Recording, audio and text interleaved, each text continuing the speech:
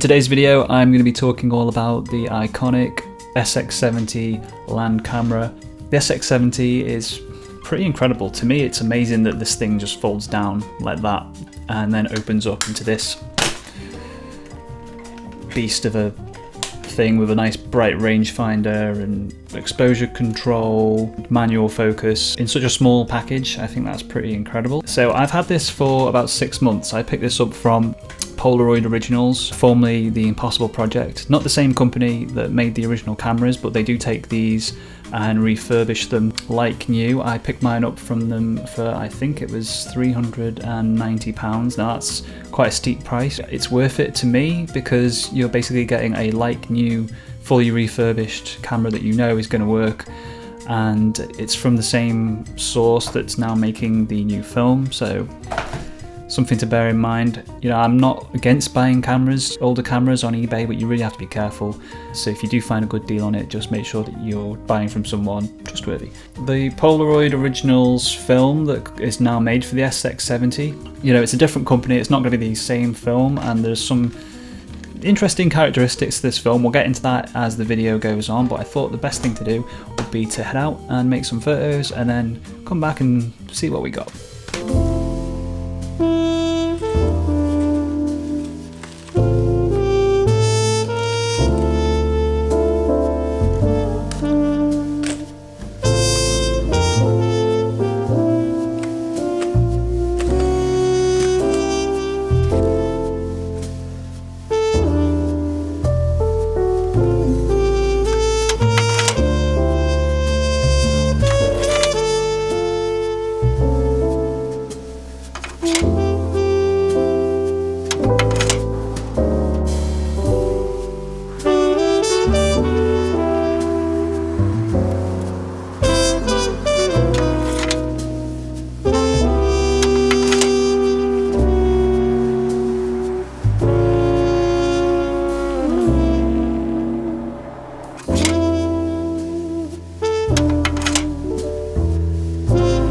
So right now I'm just wandering around finding things to shoot, and I gotta say I'm happy with most of the shots, although one thing to keep in mind with the SX-70 is the exposures can be a little bit one way or the other, either blown out highlights or very deep shadows, so it's important to kind of track how you're getting on with it as you shoot with it and see what kind of results you get. Like this frame right here, it just exposed for, can you see that? It just exposed for the clouds, and everything in the shadows is pretty much black, so you can use the exposure compensation dial on the camera to sort of avoid things like that, but I'm happy with some of these shots. I think that's pretty cool.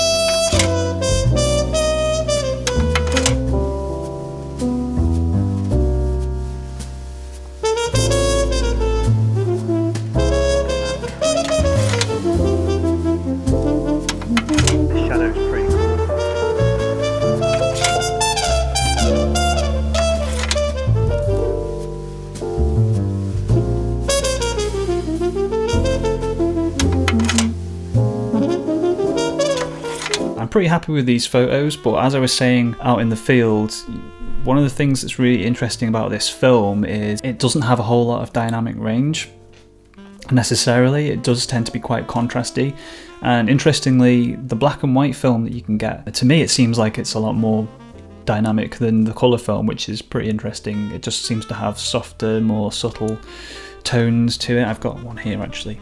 Yeah, so as you can see, that didn't turn out very well because of the heat, so you got to be careful when you're shooting with this stuff, but it does have some nice soft gradation to the tones, which I think is partially missing in the colour film. The colour film seems to be a little bit less dynamic, and depending on the temperature and how it comes out when you're shooting it, it can take on a bit of a magenta or cyan cast. It has a look. I like the look, and for me personally, I have a blast with this camera. I have fun shooting with it. Kind of not always knowing what you're going to get when you fire off the shot is part of the fun, and it's just nice to be able to carry around and just make film photos that are, you know, pretty nice print like that, just have it straight away, stick it in a photo book, photo album, and yeah, it's great fun. I think the shots that I took today, I'm pretty happy with most of them. There was that one shot of the scene where I was trying to take a self-portrait in the traffic mirror, and it just kind of exposed for the clouds, and then everything else was in deep shadow. So that's something to bear in mind when you're shooting with this camera. But you do have the exposure compensation, so you can always, if it comes out and it's developed and you're not happy with how it developed, you can just adjust the exposure here with this little dial, lighten and darken. It seems to be like really sensitive though, so it doesn't take much to have quite a big impact on it. If you turn it all the way to lighten, you're probably going to get quite a washed out photo. So that is something to bear in mind. Another thing to bear in mind is that this camera, when it originally came out, the film cartridges held 10 sheets of film. Polaroid Originals film is only 8, so the counter on the back will show as if it's got 10 in it. So when it gets to 2, so that's going to be empty now, even though it says 2, because it only has 8 sheets in the cartridge as opposed to 10 when it originally came out. But yeah, I just had a blast shooting with this thing. I think it's, honestly, it's so much fun, and the fact that it folds down like that into your pocket, can't beat it. I've been filling this photo album with all sorts of just fun snapshots really, and it's just another way to enjoy film.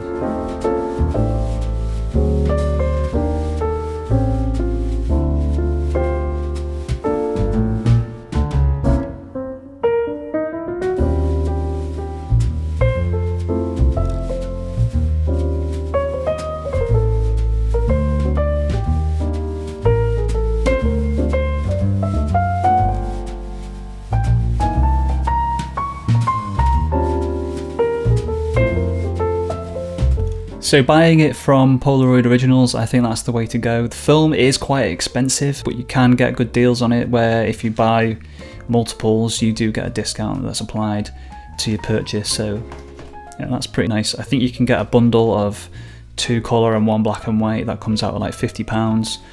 I don't know about US prices, but just go onto their website and have a look.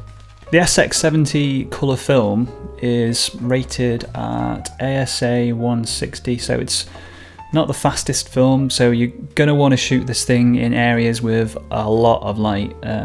But then again, even though you're going to be wanting to shoot this in bright environments, try and avoid too much contrast again, because you're going to find that there's a tendency for the highlights to either blow out or it just to be too dark. Then you have to play around with the lighten and darken dial.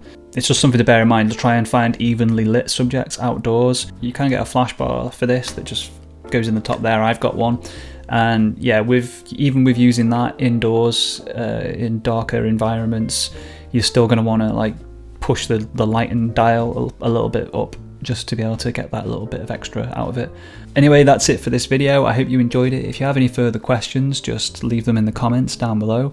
You can find me on Instagram, and if you like this content, subscribe, and I'll see you in the next video. So long.